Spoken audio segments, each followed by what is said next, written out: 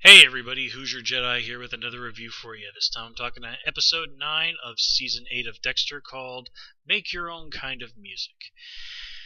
And despite the really shocking note that last week's episode went out on, this episode, it feels like a downbeat. And I don't mean downbeat as in depressing, I just mean downbeat as in oh, we're back to more shuffling stuff around the board, and not a whole lot of stuff that's actually super interesting happens. Now, granted, this episode we do learn the identity of the brain surgeon. It's, of course, Dr. Vogel's son, Daniel.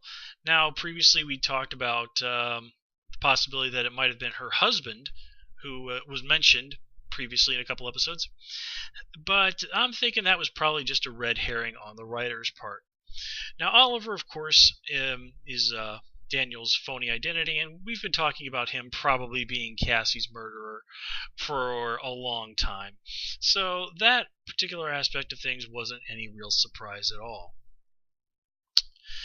But really, ultimately, what this main thing beyond that is that we are seeing that, one, Dr. Vogel also admits that she was wrong about Dexter, something Dexter's ability to form real emotional connections with people.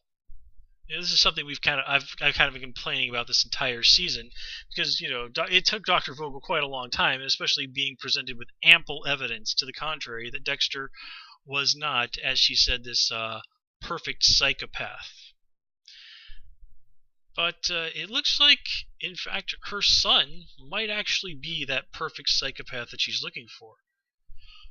Now, granted, he seems to have some kind of emotional tie to her.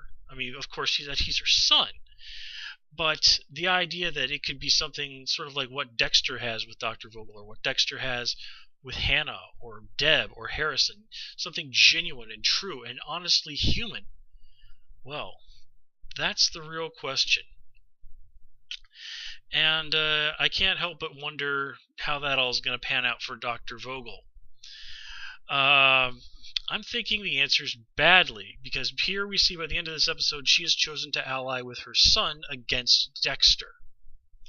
And, well, Dexter's had stumbled and fallen a few times, but at the end of the day, Ukrainian mobsters, former Nicaraguan death squad leaders, former special forces guys, all of these people Dexter has managed to, survive and take down, except for Dokes, but still, even there.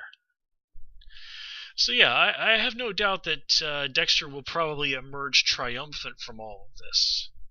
And in fact, if you look at the way the pieces have been shuffled around, there's even the possibility of a happy ending on board for Dexter, for Hannah, for Harrison, even for Deb, because one thing that Deb says is that she can't really go back to Miami Metro and resume this life that she loves while Dexter's there. Well, Dexter's looking to get on a plane to Argentina, so yeah, maybe, huh? But on this show, nothing that even resembles a happy ending happens without everything going to hell at least once. And I got a feeling it's time for things to start breaking loose. And honestly, it's about time, because I've complained about the padding we've been seeing this season before. I mean, God knows that's the only explanation for all this stuff with Masuka, and all the time they spend focusing on Quinn and Jamie's relationship. Oh my God, Quinn. I thought that I disliked you when you were just constantly screwing up and being an idiot. It turns out you being boring is actually even worse. Then again, characters being boring is just about the worst sin that they can commit, be it literature, video games, TV, or what have you. Nobody wants to watch characters who are boring. Anyway, so the question, another thing that we're looking at this episode is, can Dexter, maintain these two worlds that he's trying to live in? Well, frankly, that's kind of the juggling act we've seen Dexter do for about the last 8 seasons, and the answer is he can mostly pull it off, but we've also seen that he has this horrible tendency to make bad decisions, have them blow up in his face, and just bring absolute misery and ruin to his life. Now, I've said before that the root of this is Dexter usually wanting to form some sort of a bond with the other psychos that he meets. That was true with Brian, with Lila, with Travis Marshall, with Arthur Mitchell.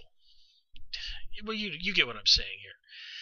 If Dexter really wants that happy ending, if Dexter wants his own Argentina, and if you think back about some of the things that were said in the episode Argentina about how it was some sort of dreamland, a goal more than an actual place, then a lot of the things that happen in this episode take on significantly more poignance. But as I was saying, if Dexter wants, his little happy ending, he's going to have to break that cycle. He is genuinely going to have to give up all this, hey, fellow serial killer, you are fascinating. Let's try and be friends and hang out or whatever. He is going to have to give up so much of himself. And the question, of course, is, can Dexter do that? Is Dexter even going to get the opportunity to do that? And what is Dexter going to have to do along the way if he's even going to get to the point where that's a possibility? Because as long as Daniel's out there, yeah. Of course, this also gives us a chance to see Dexter pitted against what he could have become if he'd maybe perhaps had Dr. Vogel as his Harry, rather than, well, just Harry. Now, granted, Daniel has been absent from his mom's teachings for about 30 years, but still, you get the impression that he's a quick study, and that, well, like even Dexter put it, that he does have kind of a familial bond with Dr. Vogel, but she made it pretty clear by the end of this episode just where her priorities in that regard lie. Now, I've no doubt that this is going to end up with Dr. Vogel dead. I have absolutely no question about that. It's just really the question: is it going to be at Dexter's hands, or is it going to be at the hands of of Daniel?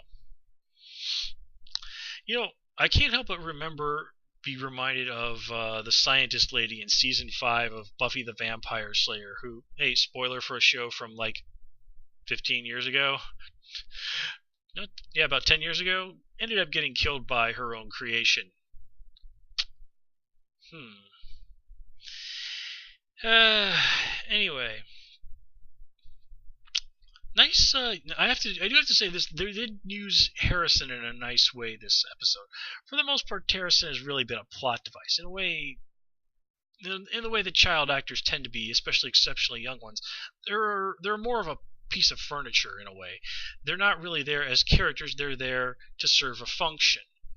But here, Harrison pulls that off nicely. He immediately senses somehow what he should not say. In fact, what he should say. He comes up with a convincing lie that Dexter is able to exploit.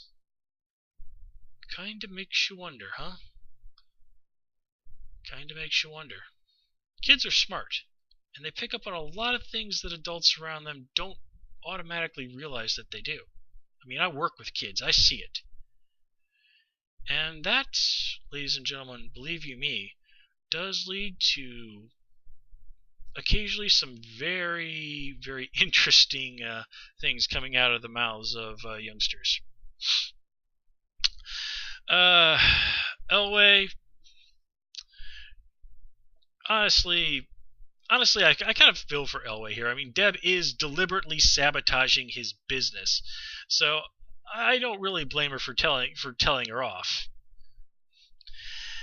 And yeah, again, at the end of this episode, once again, we're left with, basically in a way, this episode is another sort of a meditation on family and what the bonds that we have with others mean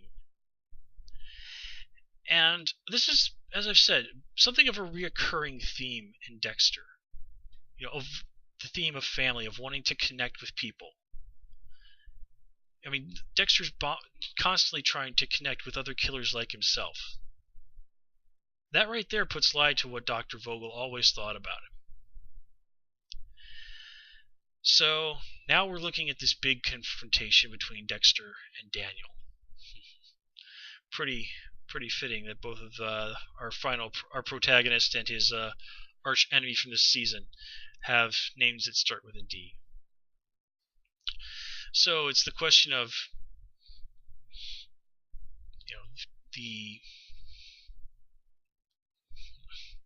how to put it. Well, as it's been said, Dexter sees Dr. Vogel in a way as a mother figure, and here we have that, the sort of dark family on the one hand and light family on the other. Not exactly the most subtle of metaphors, but I think you get what I'm saying. And the question is, and Dexter even puts it, that he's dealing with the concept that somebody like Hannah straddles, is somebody who fits both of his worlds, his two worlds, as even Dr. Vogel put it, his light side and his darker side. And now we're really going to see. Basically, imagine Daniel. What I'm trying to say here is, imagine Daniel as being the distillation of the darker side of Dexter's life. Dexter's trying to move away from that. Dexter is trying to move towards that lighter side, that life with Hannah. Dexter is trying to move towards Argentina. And Daniel, metaphorically, is the embodiment of that other side of his life. The darkness, the violence, the killing. Can Dexter kill Daniel, who is this metaphorical embodiment of that side of him? Well, he's got 3 episodes left to answer that question. I don't know about you guys, but I'm looking forward to the answer. So until next time, please comment, rate, and subscribe, and of course you can follow me on Twitter at Who's Your Jedi. Until next time, take care and have a good one.